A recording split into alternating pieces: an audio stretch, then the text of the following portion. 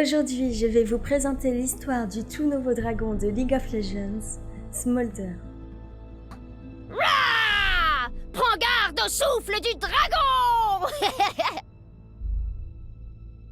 Bien avant que le royaume de Camavor ne reçoive son nom, de nombreux dragons y vivaient.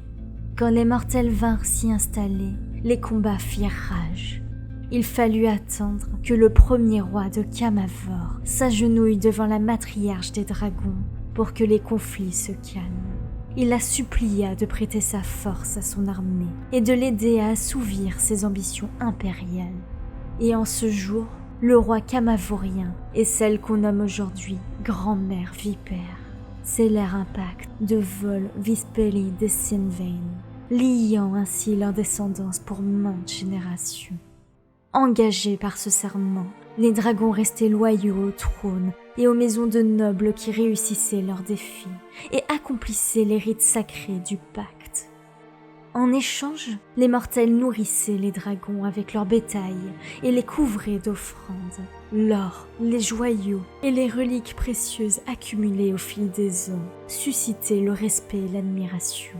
Quant à ceux qui auraient été assez téméraires pour défier les dragons, ils se rappelaient souvent à temps que la seule chose qu'ils avaient à gagner, c'était de voir leur propre fortune réduite en cendres, s'envoler au gré du vent. Bien après que grand-mère vipère ne fut plus qu'une légende et que sa progéniture fut diminuée, le jeune roi Viego Santialun Molakvol Kala Heigali demanda aux dragons impériaux de les accompagner, ses chevaliers et lui, jusqu'aux îles bénies.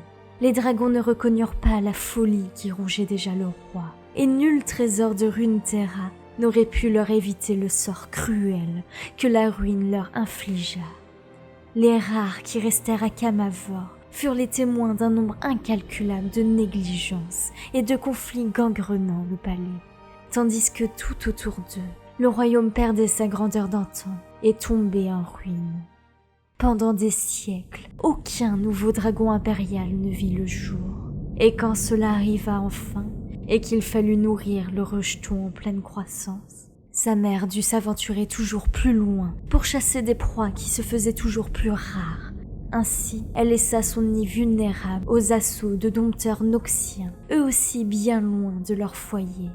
Ils s'emparèrent du jeune dragon et prirent la mer, bien décidés à empocher leur récompense une fois rentrés. Malheureusement pour eux, alors que la côte de leur patrie se dessinait à l'horizon, la mère du petit dragon repéra leur navire et d'une salve de son souffle de feu en fit du petit bois.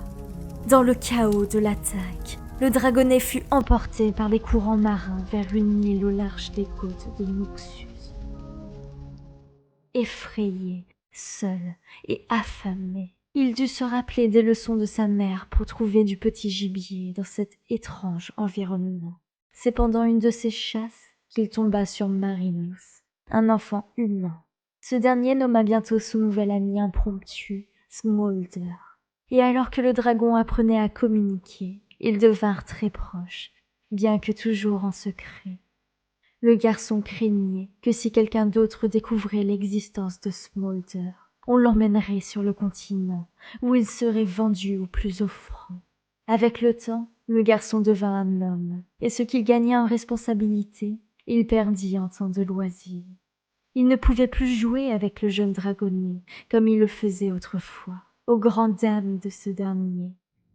Pour s'occuper, Smolder décida donc d'apprendre à cracher du feu, pour imiter les grands dragons des histoires de Marinus. Et après de nombreux essais à éternuer des étincelles, il parvint finalement à produire un grand jet de flammes. Excité comme une puce, il ne remarqua que trop tard que le feu qu'il avait si fièrement produit s'était propagé à toute la canopée. Soudain, un son assourdissant vint fendre l'air, bien plus puissant qu'une corne de chasse et bien plus effrayant que le tonnerre.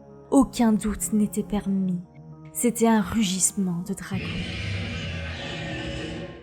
Attirée par la fumée, la mère de Smolder plongea pour enlacer son fils, comme s'ils n'avaient jamais été séparés.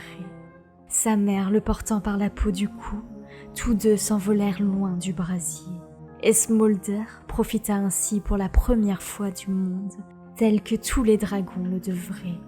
Smolder vit désormais sur le flanc de la falaise depuis laquelle sa mère a si longtemps scruté l'horizon, à la recherche d'un signe de vie de sa progéniture.